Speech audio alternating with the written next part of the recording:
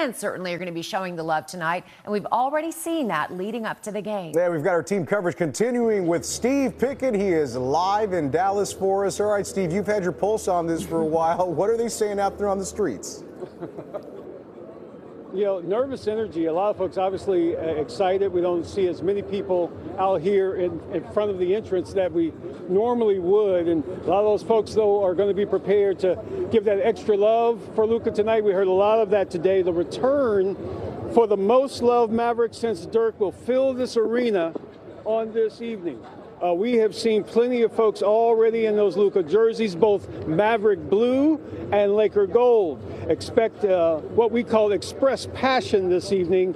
We have already heard that there will be a video tribute inside.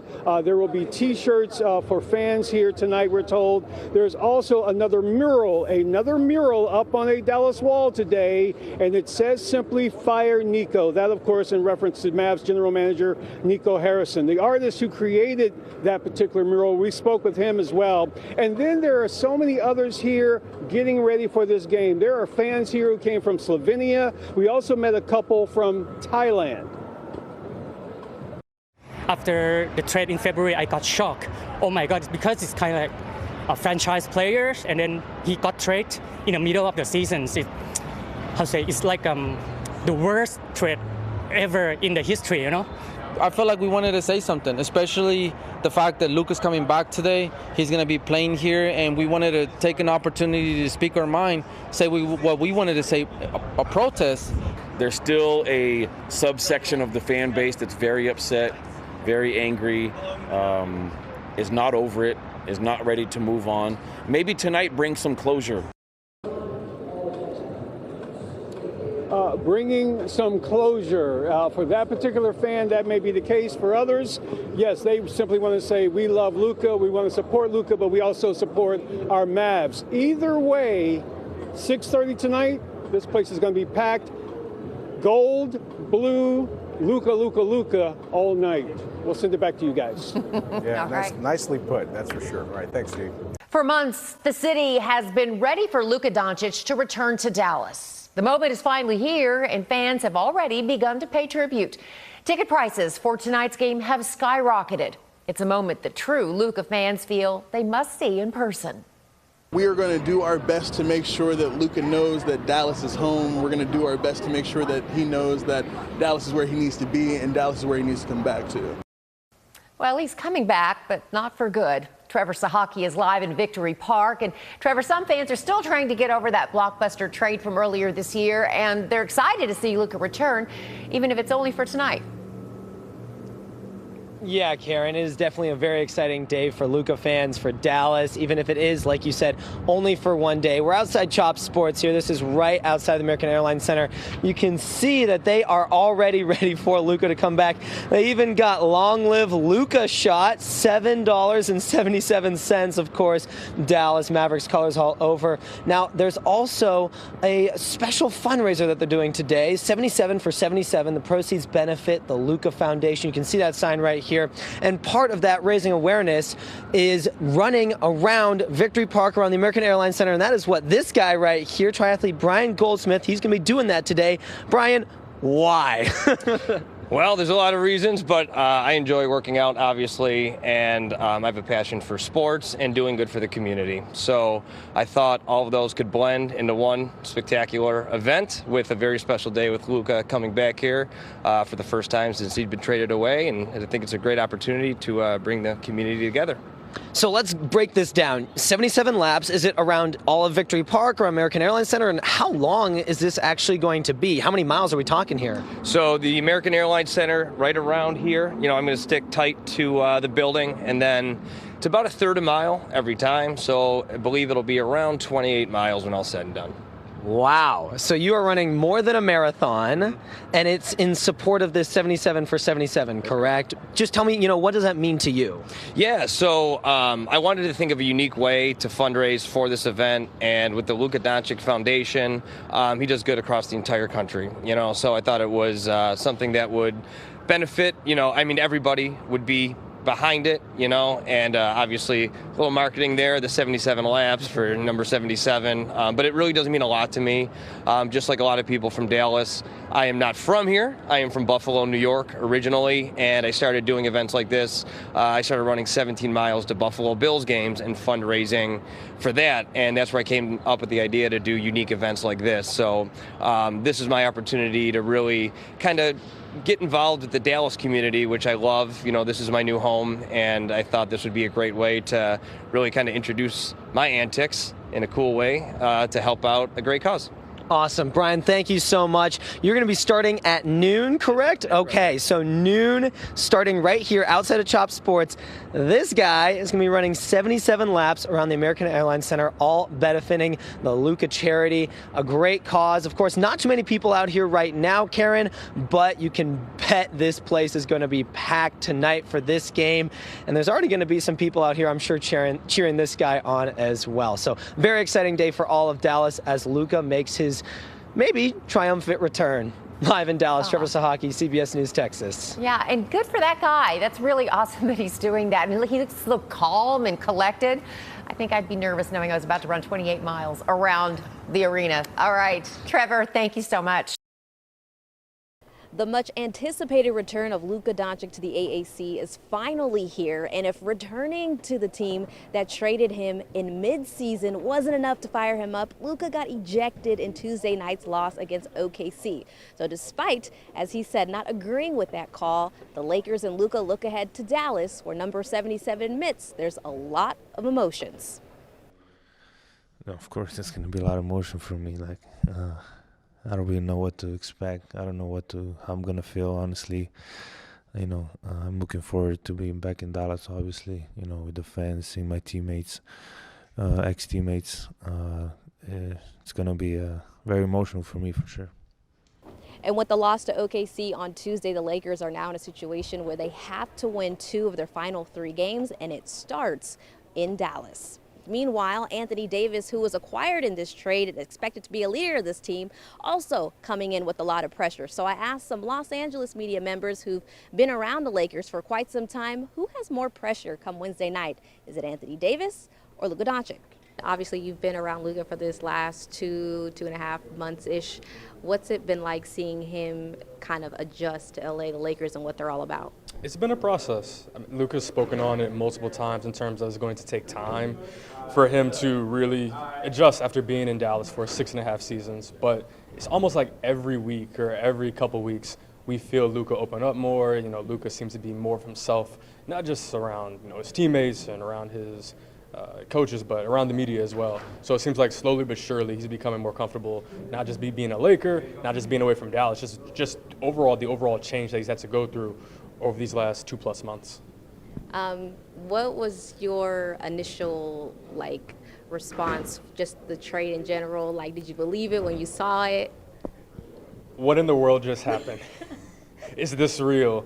He had to be hacked. No, it was a lot of different. It was a whirlwind of a night. It was the Lakers had just beaten the New York Knicks in Madison Square Garden February 1st, and you're thinking without Anthony Davis, and you're thinking, and at least for me, this is one of the most impressive wins of the season. They're riding a high right now. This is unbelievable. And then next thing you know, it gets taken to a whole different level from what in the world happened? You thought the game was enough of a whirlwind? Well, guess what? Now adding Luka Doncic, Anthony Davis out the door. And since that moment for the next 12, 24 hours, and honestly beyond, it was one of those, I can't believe this just happened. It would continue to be, I can't believe this just happened. Even when he debuted on February 10th against the Utah Jazz at home, I still couldn't believe it. So it was one of those just unbelievable feelings and unbelievable moments that it took a while to really just believe and to really actually contextualize that happened.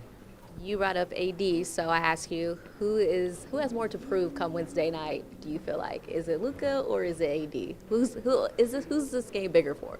I think it's Luka. I think the game is bigger for Luka just because it's his return to what he called home for 6.5 years, what he believed would be his home for at least the entirety of his NBA career. So for Luka, regardless of who scores more points, more rebounds, more assists, just emotionally, sentimentally, I think this game means more for him. Going back to a place that he thought he would spend his entire career with, and next thing you know, just like that, he's a Los Angeles Lakers. So just emotionally, I think there's going to be emotions for him compared to Anthony Davis, who, yes, this is a big game for him. His first time playing against his former team, the team he won a championship against. But it'd be different if we were in LA. We're in Dallas. And because we're in Dallas, this is a bigger game just for Luka emotionally, mentally, all that goes into it. Now, Luka's known for showing his facial expressions to the opposite side. He did it tonight with the fans. He goes out of the game early. Do you think he's going to have a little bit of extra chip on his shoulder going back to his home, and he was fouled out, or not fouled out, well, tonight?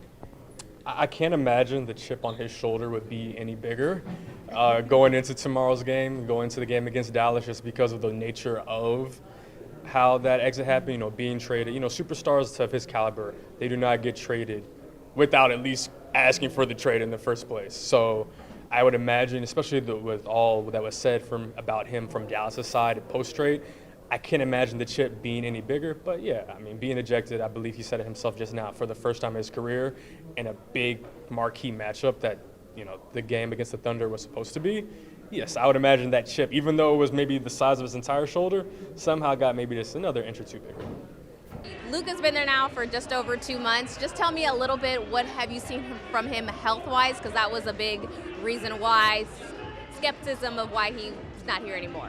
Yeah, the big thing was his conditioning, and then obviously he was injured at the time of the trade, but since then he missed a few games, then came back and has been playing at, I think, an all NBA level since he's been healthy-ish. Took him a few games to get into a bit of a rhythm, but we saw here last game, he was picking apart the Thunder defense. He's had some big games against the Nuggets and the Celtics, and so I think he's looking like Luka to me. And I think he's elevated the Lakers championship or ceiling to a championship level. Now, AD is known for his defense. That was one of the things that attracted Nico for him to come over and help out the Mavs. What have you seen from Luka defensively, how he's fitting into this defensive team for the Lakers? I think he's fit in better than I expected. Obviously, he's not a stopper by any means, and we've seen like the Golden State Warriors were just targeting him, and teams will try to test him defensively.